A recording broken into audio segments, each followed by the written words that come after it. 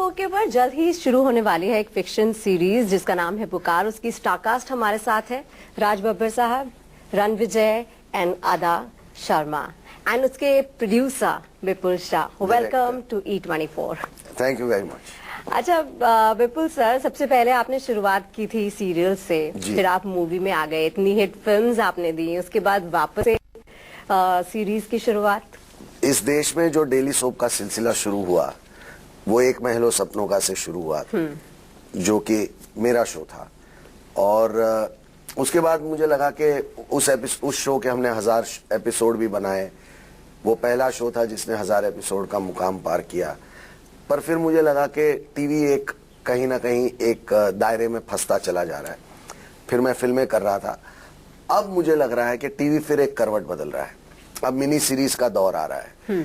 अब एक definite and वाले 24 एपिसोड की कहानी, और वो भी उस स्केल पे जैसे कि एक फिल्म का स्केल हो, उस तरीके से बनाने का मौका फिर से आया है।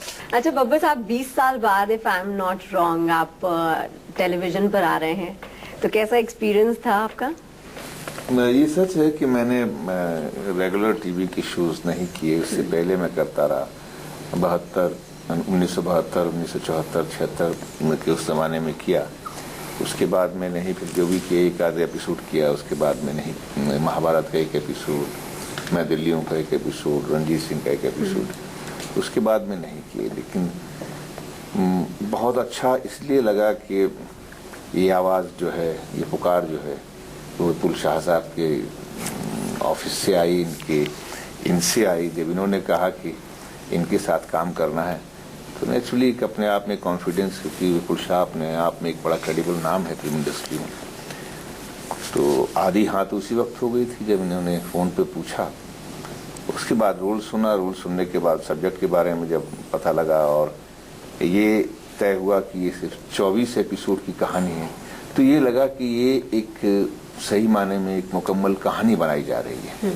ये नहीं कि जब रास्ते में कहीं जब वो अगर एक ट्रैक और खुल जाएगा और बड़ा हो जाएगा तो उसमें आदमी एक्टर भी थोड़ा सा थक सा जाता है। जो मुझे लगा, बहुत सारे लोगों को मैंने काम करते हुए देखा भी।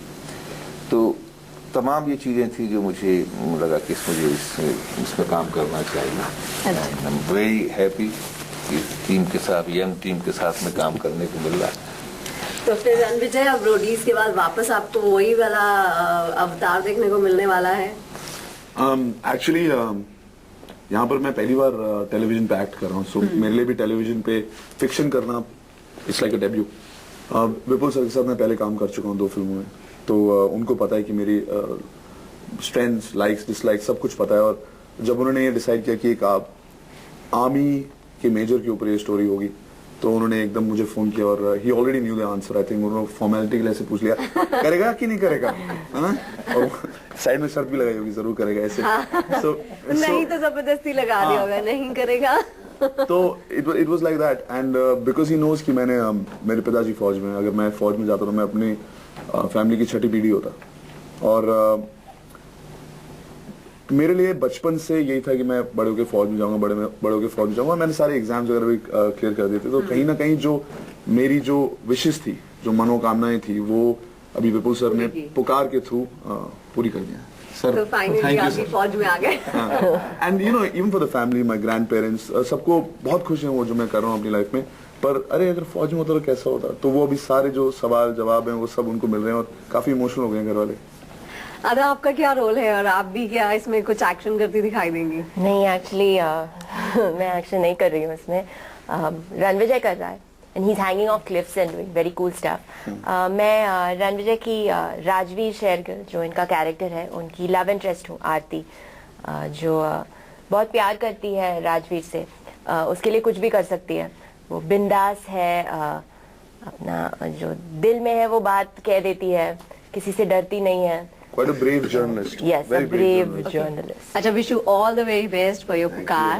Thank you. Thank you so much for talking to us. Thank you.